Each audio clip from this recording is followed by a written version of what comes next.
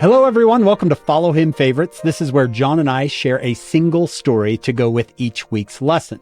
John, we're in Mosiah 25 through 29 or 28 this week, 28. And I have a story for you from C.S. Lewis. They did a movie on the Chronicles of Narnia 10 years ago, maybe longer than that now, where it brings in this boy Eustace, and he fits quite closely to Alma the Younger. Because Eustace comes to Narnia, which is this magical land, and you've got Aslan, this Christ figure. I know you know that part. Right. But Eustace, he's a difficult person. He wants to ruin almost everything. He hates the people there. He hates the other people he came with, his cousins. He wants to be away from them all. He's very selfish, very prideful. At one point in the book, he gets away from the group, far away from them, finds himself in like a dragon's cave. And in this dragon's cave is all sorts of treasure. And he loves it. He's so excited to be so rich and to be away from these people that he's with. He falls asleep basically in this dragon's treasure. And Lewis writes, he had greedy, dragonish thoughts in his heart, and he became the dragon. So when he wakes up, he's the dragon. He comes down to talk to his friends, and of course he can't talk because he's a dragon, and they try to kill him. And eventually one of the friends, her name is Lucy, she figures out who it is. Here's a couple of quotes from the story. It says, "An appalling loneliness came over him. It was very dreary being a dragon. He shuddered whenever he caught sight of his own reflection. He was ashamed to be with others." And his friends try to help him, but they think, we can't stay here forever. We might have to leave him here, right? We might have to leave him on this island, being a dragon. I don't think dragons can go on the boat with you, right? They can. They just can't breathe because they start the boat on fire. Just don't sneeze, right? Yeah. So they wake up one morning and he is back to his original form. He's definitely a changed person, but he's back to his original form. And they asked him what happened. Now think of that with Alma the Younger. When he wakes up and they asked him basically what happened. Yeah. What happened? So here's what he said. He said, "I was lying awake, wondering what on earth would become of me, when I looked up and saw a huge lion coming slowly toward me.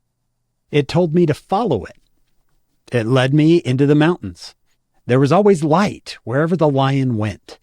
So at last we came to the top of a mountain, and there was a garden there, trees and fruit and everything. And in the middle of it, there was a very big round bath with marble steps going down in. I thought if I could get in there and bathe, it would ease the pain." He's got a pain on his arm from one of the bracelets he had put on when he was a human, and now being a dragon, it's really painful for him. "But the lion told me before I could get down into this bath, I must undress first. He said, I thought dragons are snaky sort of things that can get rid of their skin, so I started scratching at myself and the scales began to come off. I scratched a little deeper and my whole skin started to peel off beautifully. I could see it there beside me, looking rather nasty, but it was the most lovely feeling. I scratched and tore again and again, and more skin peeled off beautifully. I thought to myself, how many skins do I have to take off? For I was longing to bathe. Then the lion said, you will have to let me. Now listen to this, John, with Alma the Younger in mind.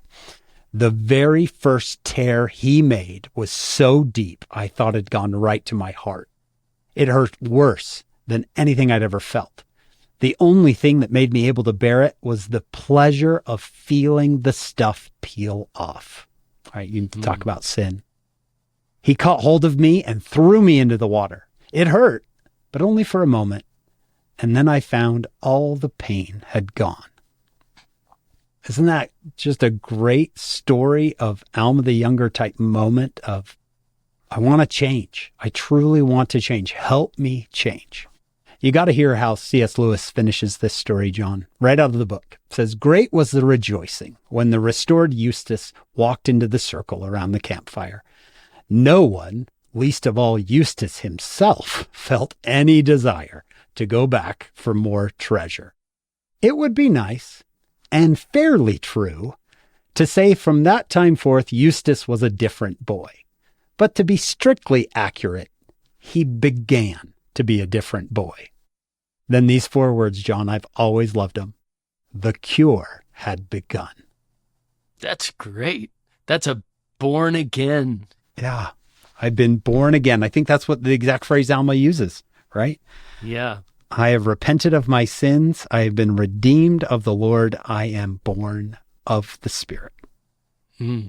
C.S. Lewis, you know what he was talking about. And that's what I love it, because you listen a little closer because you know you're going to hear that testimony in there. Yeah. I long to bathe, right? I wanted to be away from my sins. How can I get away from my sins?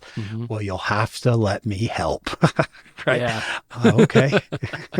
Will it hurt? Yes, it's going to hurt, but it's going to be okay.